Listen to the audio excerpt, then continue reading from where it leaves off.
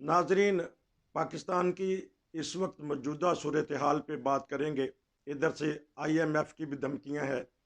इसमें इसी तरह सियासी चपकलिश भी आपस में हो रही है। महंगाई ज़ोरों पर है। और अभी जो खबर चल रही थी कि पाकिस्तान यानी एशिया में उस इलाके में सबसे कीमत कम जो है वो पाकिस्तानी रुपए की वैल्यू गिर गई है। 304-5 रुपए का $1 हो गया। कहाँ डॉलर कम होता था, कहाँ अब 305 रुपये। और ये बांग्लादेश की करेंसी भी इससे मजबूत है, नेपाल की करेंसी भी बता रहे थे। इसी तरह उन्होंने दीगर करेंसियाँ बताई। ये हालत हो गई है हमारे पाकिस्तानी रुपए की। बाकी पाकिस्तानी मुआशरे की हालात हम जानते हैं कि डाका जनी, चोरी, लूट मार और कत्ल गारत, बच्चों का अगवा, खवातीन से ज्यादती और बेशुमार बीमारियों की जो जड़ है वो पाकिस्तानी मुआशरा पता नहीं क्यों बन गया है। हमारा तो एक इस्लामी मुल्क, बहुत ही प्यारा मुल्क हमारा है, जो हज़रत कायद आज़म मोहम्मद अली जना ने हमें तोहफे के तौर पर दिया। ये खुदा तआला का अतिया है। हमने इस अतिया से फ़ायदा उठाया कि नहीं उठाया, इस पर मैं बात करूंगा। मेरे साथ हैं, बहुत ही अच्छी तरह बोलते हैं, बहुत ही प्यारा बोलते हैं, नासिर राजपूत साहब। बड़े हमदर्दी तो हमदर्दाना तौर पर मशवरा देते हैं। जी अस्सलाम वालेकुम। जी वालेकुम अस्सलाम रहमतुल्लाहि व बरकातहू।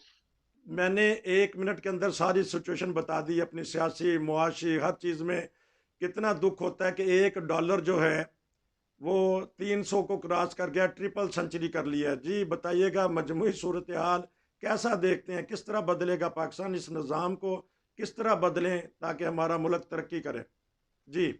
ये मैं इसका सिर्फ एक नतीजा निकाल सका हूँ कि हमारा मुल्क गुज़श्ता कई सालों से बहुत बुरी हालत में चल रहा है। जी। जो हुक्मरान है उन्होंने एक राई के दाने के बराबर भी किसी भी हुकूमत में, चाहे वो इमरान खान है या नून लीग है या कोई और लीग है या और कोई पार्टी है, ये फेयर नहीं है। ये लोग, इन्होंने दुनिया के लिए काम नहीं किया बल्कि अपनी जेबों को भरने के लिए काम किया। और ये पाकिस्तान की कीमत लगा चुके हुए हैं कि ओह, इस मुल्क को खत्म हो जाना चाहिए। जी। ऐसा होगा नहीं इंशाअल्लाह ताला, इंशाल्लाह। क्योंकि इस कौम के अंदर गैरत है और ये कौम जागेगी।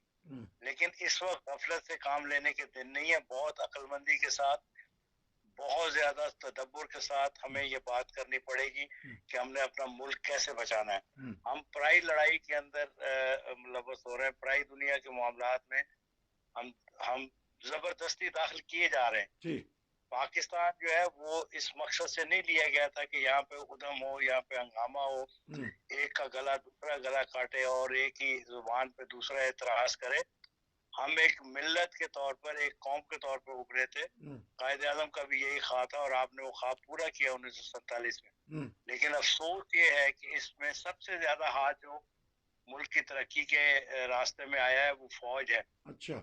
फौज का जो काम था, फौज ने जो काम नहीं करना चाहिए था वो किया, जिसकी वजह से लोगों के अंदर इत्मीनान उठ गया और लोग जो है वो डेमोक्रेसी से या पार्लियामान का जो दस्तूर है उससे या पार्लिमानी सेटअप से बहुत दूर चले गए। यहाँ पे फिर कुव्वत की और मुदाखलत की बात आ गई।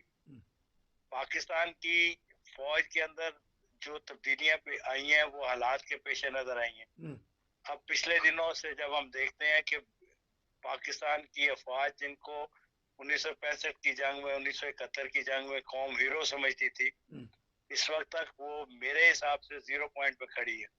अब इसकी वजह क्या है ये तो नाक़द ही जानता है, जो इसके ऊपर तनकीद करेगा, या वो जानता है जो इसके अंदर है। हमारे मुल्क के अंदर सबसे बड़ा फुकदान रहा है वो सियासी क़यादत का रहा है। और ये क़यादत जो है ये हर लम्हा बिकती चली जा रही है। ये आज से 20 साल पहले शुरू हुआ बिकना, पाकिस्तान को बेचा गया, अपने ख्यालात को बेचा गया।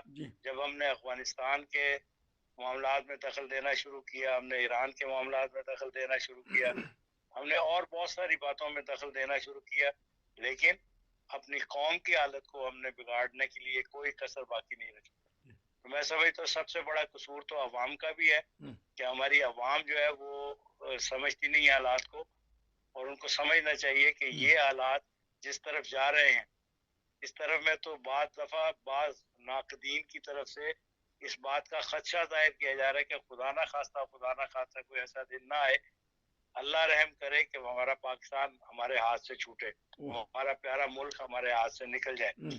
اس وقت جو بیرونی طاقتیں ہیں وہ پورا زور لگا رہی ہیں کہ وہ کسی طریقے سے اس ملک کو انارکی کی جگہ بنا دیں، یہاں پہ نفرتوں کے باغ لگا دیے جائے اور پاکستانی قوم ایک دوسرے کو مار کاٹ کر پھینک دے اور سارا نظام جو ہے وہ درم برہم ہو جائے۔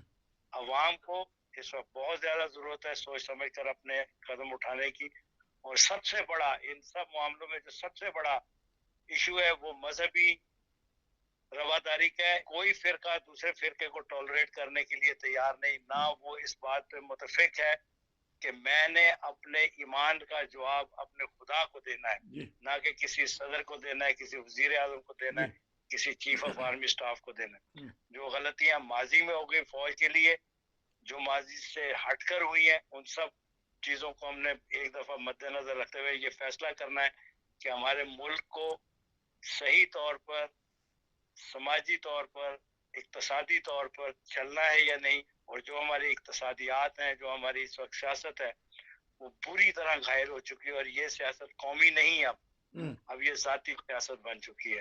کہیں پہ عمران خان کی سیاست ہے، کہیں نواز شریف کی سیاست ہے، کہیں شہباز شریف کی سیاست ہے، کہیں یہ ملائیت جو ہے وہ اس قدر خوفناک طریقے سے اس ملک پر بلا کی طرح طاری ہے کہ لوگ اس سے بڑا فتنہ فی زمانہ نظر نہیں آتا کہ لوگ اس سے کچھ تھوڑا سا سیکھیں، بلکہ یہ سیکھنے کی بجائے لوگوں کو الٹے رستوں کی طرف لے کے جا رہے ہیں۔ تو خدا ان کو ہدایت دے، یہ سب سے بڑا فیکٹر ہے۔ اور یہ قائد اعظم کے زمانے میں بھی انہوں نے یہی کیا تھا، جب پاکستان بننے والا تھا تو وہ یہ پاکستان کا درجہ نہیں دیتے تھے بلکہ کافرستان کا درجہ دیتے تھے۔ تو یہ آج بھی فیئر نہیں ہے۔ میں ایک سوال کر لوں کہ ابھی آپ نے نا بڑی زبردست بات کی کہ عوام کی میں شعور ہونا چاہیے، لیکن عوام تو بیچاری بے روزگاری میں، مہنگائی میں پسی ہوئی ہے۔ کہتے ہیں کہ ایک گھر کا خرچہ جس میں میاں بیوی 2 بچے ہیں، اس کے اوپر 1 لاکھ روپیہ ہو تو پھر وہ کرایہ دے سکتا ہے، بجلی کا بل دے سکتا ہے، اپنے کھانے پینے کا دے سکتا ہے۔ بہت سارے پڑھے لکھے لوگ، بہت سارے لوگ مجبور ہیں، پھر ملک بھی چھوڑ رہے ہیں۔ تو عوام کو تو مہنگائی کی طرف توجہ ہے، تو وہ بیچارے شعور کیا رکھیں گے اس معاملے میں، سیاسی شعور؟ دیکھیں بات یہ ہے کہ میں نے پہلے بھی آپ سے عرض کی تھی کہ ہمارے جو مطالبات ہیں بحیثیت قوم کے وہ نہیں ہیں جو ہونے چاہیے۔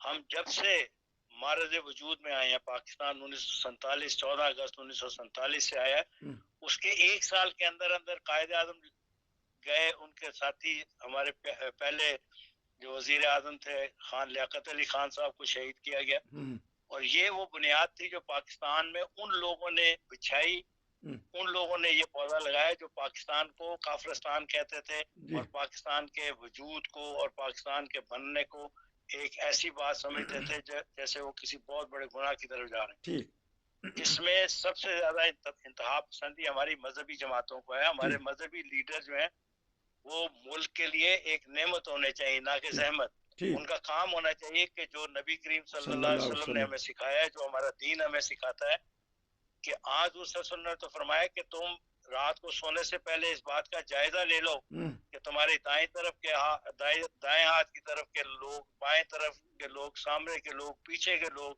جو تمہارے ساتھ رہتے ہیں، ساتھ گھروں کے ساتھ ملتے ہوئے، وہ اپنا اپنا حق ادا کریں گے اور اس بات کی جواب دہی ہوں گے کہ انہوں نے اپنے پڑوس میں کسی بھوکے کو سوتے رہنے دیا، کسی تکلیف والے کی تکلیف نہیں دور کی۔ اس لیے ہم جو ان کی جو زندگی کی جو ایتھکس ہے، جو بنیادی باتیں، ہم ان سے بہت دور چلے گئے ہیں۔ پاکستان کو ہم سب اپنا ملکیت سمجھتے ہیں کہ میری ملکیت ہے، میرا حق ہے۔ ٹھیک، اچھا، ایک آپ نے بات اور کی، کیونکہ پروگرام کا وقت اب ختم ہونے والا 3-4 منٹ میں۔ آپ نے افواج پاکستان کا ذکر کیا، انہوں نے تو بہت موقع دیے، سیاست دان ہی بیچارے بار بار جا کے منت کرتے تھے۔ ہم نے یہی 1900 جب ایوب کے مارشاء اللہ میں دیکھا، یہی ہم نے ضیاء الحق کے مارشاء اللہ میں دیکھا، یہی ہم نے مشرف کے مارشاء اللہ میں دیکھا۔ لوگ تو مٹھائیاں بانٹتے ہیں اور سیاستدان بھی خوش ہوتے ہیں، پابندیاں لگواتے ہیں ایک دوسرے کے اوپر۔ تو افواج پاکستان تو کوشش کر رہی ہے کہ سیاستدان آپس میں بیٹھ کے پاکستان کی ترقی کا ذریعہ بنے، جس طرح اب ہمارے یہ سپہ سالار ہیں انہوں نے بھی کہہ دیا کہ جمہوریت ہی سب سے بہتر ہے، ہم کسی معاملے میں نہیں پڑیں گے، سیاسی معاملے میں۔ افواج پاکستان کا تو اتنا قصور نہیں نا اس میں۔ دیکھیں بات یہ ہے کہ فوج کو اس وقت جس قدر یعنی ان کی بے عزتی کی جا رہی ہے، جی جس قدر ان کو برا بھلا کہا جا رہا ہے، یہ پاکستان کے لیے انتہائی خطرناک ہے۔ جی جی ہم خطرے کی تمام حدودوں کو پار کر چکے ہیں۔ جی دو چیزیں ملک کے اندر اگر متوازن ہو، ایک آپ کا سپریم کورٹ، جی ایک آپ کی فوج، جی اگر یہ دونوں ایک پلیٹ فارم پہ ہوں کہ ہم نے ملک کو بچانا ہے، جی تو ضروری نہیں کہ ڈائریکٹ جو ہے وہ مارشل لا لگایا جائے یا ڈائریکٹ فوج ان ایکشن میں آئے۔ جی اسی لیے کہا گیا ہے کہ سپریم کورٹ جو ہے وہ ایک ایسا ادارہ ہے جو فوج کو اس بات کے لیے مقرر کر سکتا ہے کہ فوج ان چیزوں کو اپنے ہاتھ میں لے، in the respect of constitution, in the respect of nation, ٹھیک اور ملک سے خانہ جنگی کے خطرات کو دور کرے۔ ٹھیک یہاں پہ حساب یہ ہے کہ الٹا چور کوتوال کو ڈانٹے۔ ٹھیک فوج ہماری جو ہے اس کو ملوث کیا گیا ہے خاندانوں نے، ٹھیک یہ پنجاب کے خاندان ہے، یہ جی چودھری ظہور اللہ کا خاندان ہے، جی یہ فلاں کا خاندان ہے، یہ سندھ بھٹو کا ہے، یہ پاکستان کا پنجاب جو ہے وہ پنجابیوں کا ہے۔ یہ وہ نفرتوں کے بیج ہیں جو ہماری نسل نے، جو ہمارے لوگوں نے، ہمارے سیاستدانوں نے لگائے، اور سب سے بڑا بیج جو ہمارے ملک کو تباہی کی خاطر لے کے جا رہا ہے وہ مذہب کی مد ہے۔ ٹھیک مذہب کے اندر آپ کسی کو آزادی دینے کو تیار نہیں، ٹھیک آپ کسی کو اس کی مرضی کے مطابق مذہب کے چناؤ کا اختیار نہیں دے رہے، جی جس کی وجہ یہ ہو رہی ہے کہ اس وجہ سے پاکستان کے اندر انارکی بڑھ رہی ہے، ٹھیک ملائیت اس حد تک بڑھ چکی ہے کہ وہ کسی کو بھی اٹھا کے فتویٰ دے دے۔ خدا تعالیٰ کا قہر اپنی جگہ پہ ٹھیک وہ دیکھ رہا ہے ٹھیک جو پاکستان میں ہو رہا ہے، جو آپ نے پہلے شروع میں کہا نا کہ زیادتی ہو رہی ہے، خواتین کے ساتھ ہو رہی ہیں، عزتوں پہ حملے کیے جا رہے ہیں۔ میں صرف ایک بات کو کہتا ہوں کہ اس قوم کا ضمیر کہاں گیا ہے ٹھیک کہ لوگ مردہ عورتوں کو قبروں سے نکال کے ان کے جی ساتھ بدفعلی کرتے ہیں۔ جی جی کیا اس کا کوئی جواب ہے بحیثیت قوم کے ہمارے پاس؟ جی جی یہ وہ برائی ایک نہیں ہے، ایسی ہزاروں ہیں۔ گھر سے نکلتا ہے انسان، شام کو گھر نہیں آتا، جی 10 دن کے بعد اس کی لاش کہیں پڑی ہوئی ملتی جی ہے۔ جی یہ کون، یہ کہاں، یہ کس ملک کی بات کر رہے ہیں؟ پاکستان کی ہم بات کر رہے ہیں، جہاں پہ ہندوستان، پاکستان کے قیام کے وقت ہندوستان کو یہ شک تھا کہ یہی پاکستانی کسی دن طاقتور ہو کر ہمیں ساتھ نہ لے لے یا ہماری ہستی کو مٹا دے۔ 2 دفعہ انہوں نے کوشش کی ہے، لیکن اللہ تعالیٰ نے دونوں دفعہ پاک افواج کو یہ طاقت بخشی، بلکہ لڑائیاں تو ہم نے 4 لڑی ہیں۔ جی رن آف کچھ میں لڑی ہے، جی پاکستان کی جو 71 کی اور 65 کی جنگ ہوئی ہے۔ یہ جنگیں جو ہے یہ انسانوں کا نہیں بلکہ ہمارے شہیدوں کے خون کا تقاضا کرتا ہے کہ ہم اپنے ملک کے لیے کچھ کر سکیں۔ زبردست، اللہ بہت تعالیٰ زبردست ہمارے آپ نے بات کر دی کہ ان شہیدوں کی خون کا تقاضا ہے کہ اپنے ملک کو ہم سنبھالیں، کیونکہ وقت ختم ہو گیا۔ ناظرین یہ دیکھیں کہ ہزاروں کلومیٹر دور بیٹھے ہمارے جو یہ ناصر راجپوت صاحب ہیں یا دیگر پاکستانی ہیں، وہ کتنی درد دل سے پاکستان کا سوچتے ہیں۔ ہم ہزاروں کلومیٹر دور بیٹھے ہیں۔ ہمارے پروگرام کا مقصد ہی یہی ہے کہ شعور پیدا ہو، آگہی پیدا ہو۔ دنیا میں جہاں بھی پاکستانی ہیں وہ پاکستان سے محبت کرتے ہیں، کیونکہ وہ پاکستان ان کے دلوں میں رچا بسا ہے۔ انہوں نے پاکستان کی ترقیات اپنی آنکھوں سے دیکھی ہیں، لیکن جب ہم سوچتے ہیں کہ $1 300 سے مہنگا ہو گیا ہے تو پھر ہمارے ساتھ کیا ہوگا۔ بہرحال آپ کا شکریہ کہ آپ مجھے تبصرہ دے دیتے ہیں۔ کل انشاءاللہ یا جب بھی موقع ملا آپ کی خدمات دوبارہ لیں گے۔ ناظرین اگر آپ بھی کوئی تبصرہ کرنا چاہتے ہیں تو ہمارے ساتھ جڑ جائیے، ادھر ادھر نہ جائیے، یہیں سب کچھ ملے گا۔ ایک آخری بات کہوں گا جی کہ پاکستانی قوم، میرے بھائیوں کو، میری بہنوں کو جو پاکستان میں اس وقت رہ رہے ہیں، جی یہ عہد کرنا ہوگا کہ وہ پاکستان کے اندر فسادی لوگوں کا جو ہے وہ کلا کما کریں اور ان کو کسی طرف لگائیں، ورنہ یہ ملک کو کھا جائیں گے۔ بہت ان میں زبردست چاہے وہ بات کر دی۔ مذہبی لوگ ہیں، ان میں چاہے وہ مذہبی لوگ ہیں، سیاسی لوگ ہیں، جی پرانے سیاستدان ہیں، نئے سیاستدان ہیں، قوم کو اس وقت ون پلیٹ فارم پہ اکٹھا ہونا چاہیے، اور وہ پلیٹ فارم وہ ہے جو قائد اعظم محمد علی جناح رحمۃ اللہ علیہ نے ہمیں دیا۔ پاکستان ہمیشہ کے لیے ہے انشاءاللہ، اور اس کو کوئی دشمن کی، برے دشمن کی بھی آنکھ اس کا کچھ نہیں بگاڑ سکتی۔ بہت شکریہ، اس لیے بہت اللہ شکریہ۔ آپ نے نسخہ بھی بتا دیا کہ ہر قسم کے فساد سے بچیں، پیار محبت سے چلیں گے تو پاکستان ترقی کرے گا۔ آپ کا بہت شکریہ، انشاءاللہ پھر ملاقات۔